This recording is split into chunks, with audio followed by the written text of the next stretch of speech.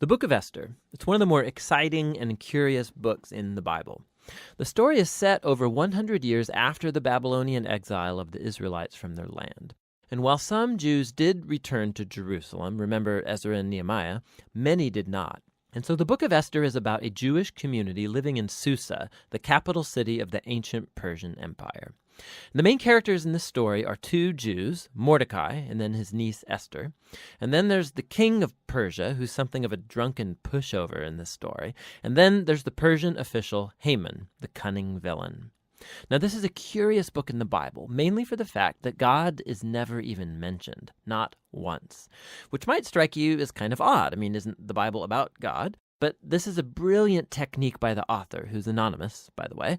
It's an invitation to read this story looking for God's activity, and there are signs of it everywhere.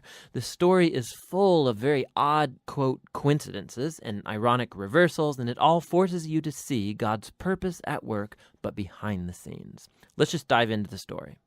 The book opens with the king of Persia throwing two elaborate banquet feasts that last a total of 187 days, and it's all for the grandiose purpose of displaying his greatness and splendor. On the last day of the banquet feast, he's really drunk, and he demands that his wife, Queen Vashti, appear at the party to show off her beauty. She refuses, and so in a drunken rage, the king deposes Vashti and makes the silly decree that all Persian men should now be the masters of their own homes. Then he holds a beauty pageant because he wants to find a new queen. This is like a really bad soap opera. But it's right here that we're introduced to Esther and Mordecai. Esther hides her Jewish identity and enters the beauty pageant and wins. And the king is so obsessed with Esther that he elevates her to become the new queen of Persia. Now, after this, and even more serendipitous, is the fact that Mordecai just happens to overhear two royal guards plotting to murder the king. And so he informs Esther, who in turn informs the king, and Mordecai gets credit for saving the king's life. Now, right here from the beginning, God's not mentioned anywhere, but this all seems providentially ordered. What is it that God's up to? You have to keep reading.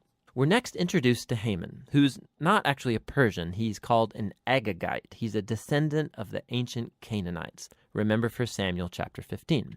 The king elevates Haman to the highest position in the kingdom, and he demands that everybody kneel before Haman. Well, when Mordecai sees Haman, he refuses to kneel, which of course fills Haman with rage. And when he finds out that Mordecai's Jewish, Haman successfully persuades the king to enact this crazy decree to destroy all of the Jewish people. And to decide the date of the Jews' annihilation, Haman rolls the dice. A die is called pur in Hebrew. Tuck that away for later. 11 months later, on the 13th of Adar, all the Jews will die. Haman and the king then have a drinking banquet to celebrate their really horrible decision. So the focus now turns to Mordecai and Esther, who are the only hope for the Jewish people. They make a plan that Esther's going to reveal her Jewish identity to the king and ask him to reverse the decree. But approaching the king without a royal request is, according to Persian law, an act worthy of death.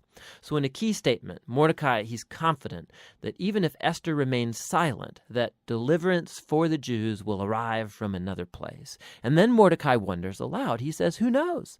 Maybe you've become queen for this very moment. Esther responds with bravery, and she purposes to go to the king with her amazing words, if I perish, I perish. Now, in what unfolds, we watch the ironic reversal of all of Haman's evil plans. So Esther hosts the king and Haman at a first banquet, and she says that she wants to make a special request of both of them at an exclusive banquet the following day. So Haman leaves the banquet totally drunk, and he sees Mordecai in the street. He fumes with anger, and he orders that a tall stake be built so that Mordecai can be impaled upon it in the morning. It seems like things can't get any worse for the Jews and for Mordecai. But all of a sudden, the story pivots.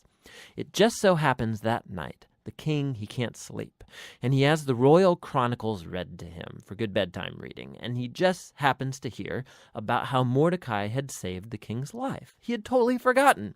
So in the morning, Haman enters to request Mordecai's execution, and the king in that moment orders Haman to honor Mordecai publicly for saving his life. So now Haman has to lead Mordecai around the city on a royal horse, telling everyone to praise him. Now this moment in the story, it's a pivot for the whole book. It begins Haman's downfall and Mordecai's rise to power. Watch how this works. The day after is Esther's second banquet. So the king and Haman arrive, and Esther informs the king that first of all she's Jewish, and second that Haman has enacted a decree to murder her and to murder Mordecai, who saved his life, and to murder all of the Jews. Now the king's had a lot to drink, so when he hears this news, he goes into yet one more drunken rage, and he orders that Haman be impaled on the very stake he made for Mordecai. It's ironic and a grisly way for Haman to go. Haman's execution, however, doesn't solve the problem of the decree to kill all of the Jews. So the focus now turns to Esther and Mordecai as they make a plan to reverse the decree. They discover that the king can't revoke a decree that he's already made. So instead, the king commissions Mordecai to issue a counter-decree. On the appointed day that all of the Jews were supposed to be killed, the 13th of Adar, now the Jews are ordered to defend themselves and to destroy any who plotted to kill them. Then Mordecai, Esther, and Jews everywhere hold banquets and feasts to celebrate this new decree, and Mordecai is elevated to a seat beside the king. Eventually, the decreed day comes, and the Jews triumph over their enemies. First, they destroy Haman's family, and then any other Persian officials who had joined in Haman's plot. And then on a second day, they get permission to destroy any who plotted against them throughout the entire kingdom. This results in joy and celebration as the Jews are rescued from annihilation. The story then tells about how Esther and Mordecai established by decree this annual 2-day feast of Purim to commemorate their deliverance from destruction. And the name of the feast comes from Haman's dice. Remember, Purim. The book concludes with a short epilogue as Mordecai is elevated to second in command in the kingdom, and we are told now of his royal greatness and splendor as the Jews thrive in exile. Now, step back. Notice how this whole story has been designed. The story was full of moments of ironic reversal, but we can now see the whole story is structured as an ironic reversal, right down to the details. So the king's splendor and feasts and decrees are mirrored by Mordecai's splendor and feasts and decrees at the end. Esther and Mordecai, they first saved the king, but now in the end they save all of the Jews. Then you have Haman's elevation and edicts and banquet that gets reversed by Mordecai's elevation and edict and banquet. And then at the center you have Esther and Mordecai's planning scenes, and then Esther's 2 banquets that act as a frame around the greatest moment of reversal in the whole story: Haman's humiliation and Mordecai's exaltation. Beautiful. Another fascinating feature of this book is the moral ambiguity of the characters. There's a lot of drinking and anger and sex and murder, of which Mordecai and Esther are a part. Not to mention their violation of many commands in the Torah, like marrying Gentiles or eating impure foods. And so the story's not putting Mordecai and Esther forward as moral example, as if it endorses all of their behavior. But they are put forward as models of trust and hope when things get really bad. And so the book of Esther comes back to that question with which we began: why God is not mentioned. The message of this book seems to be that when God seems absent, when his people are in exile, when they're unfaithful to the Torah, does this mean that God is done with Israel? Has God abandoned his promises? And the book of Esther says no.